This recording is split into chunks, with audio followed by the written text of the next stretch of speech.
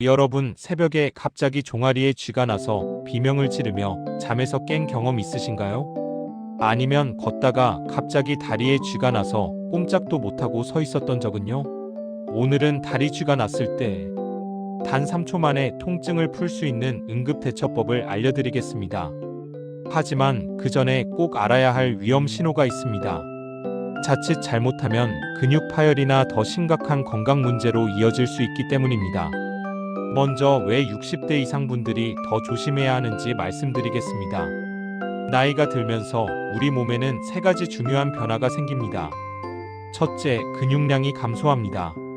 60대가 되면 30대에 비해 근육량이 약 30% 이상 줄어듭니다. 이는 쥐가 날 확률을 3배 이상 높입니다. 둘째, 혈액순환이 원활하지 않습니다. 혈관 탄력이 떨어지면서 다리 끝까지 산소와 영양분이 제대로 전달되지 않습니다. 셋째, 전해질 불균형이 쉽게 발생합니다. 신장 기능이 약해지면서 마그네슘, 칼륨, 칼슘 같은 필수 미네랄이 부족해집니다. 이런 상태에서 잘못된 방법으로 쥐를 풀면 근육이 찢어지거나 인대 손상까지 올 수 있습니다. 실제 사례를 몇 가지 말씀드리겠습니다. 67세 김영수 씨는 새벽 3시에 종아리에 갑자기 쥐가 났습니다. 너무 아파서 본능적으로 다리를 3개 주물렀는데 오히려 통증이 더 심해졌습니다.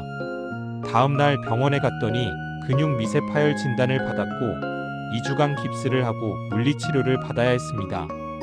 72세 박순자 씨는 시장에서 장을 보다가 갑자기 발바닥에 쥐가 났습니다. 균형을 잃고 넘어질 뻔했지만 다행히 옆에 있던 사람이 붙잡아줘서 큰 사고를 면했습니다. 낙상으로 고관절 골절이 올 수도 있었던 아찔한 순간이었습니다.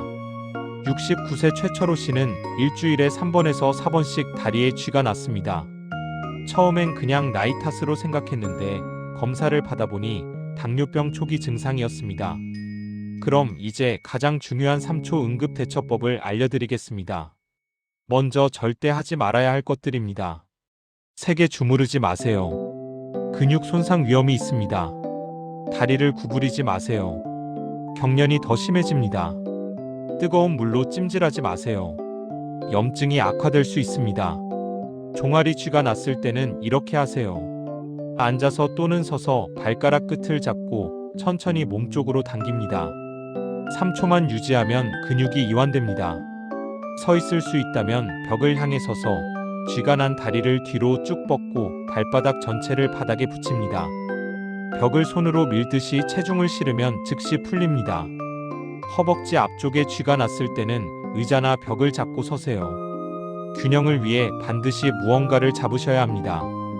그 다음 쥐가 난 다리를 뒤로 접어 손으로 발목을 잡고 엉덩이 쪽으로 부드럽게 당깁니다.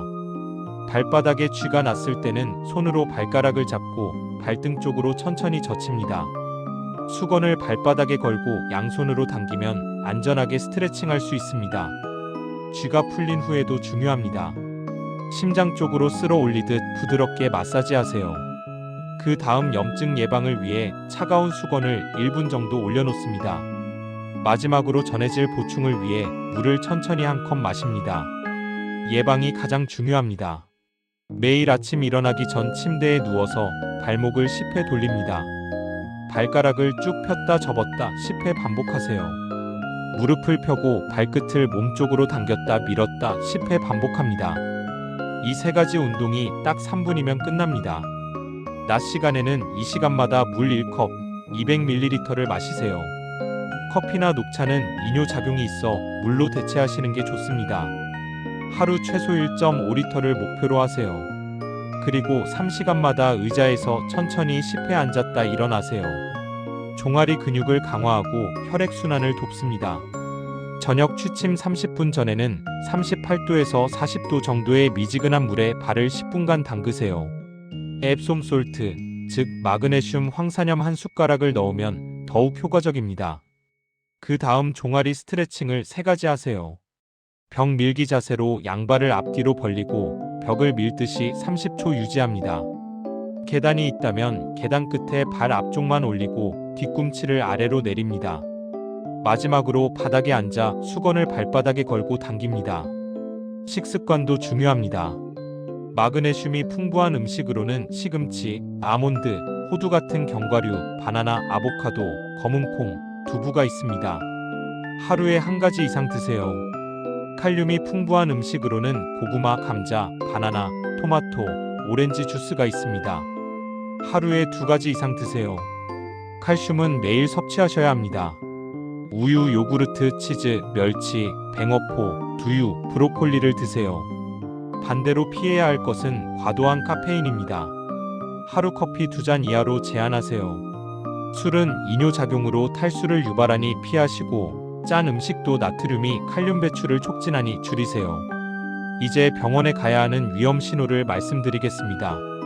일주일에 3회 이상 쥐가 난다면 당뇨병, 갑상선 질환, 신장 질환 가능성이 있으니 즉시 병원을 방문하세요.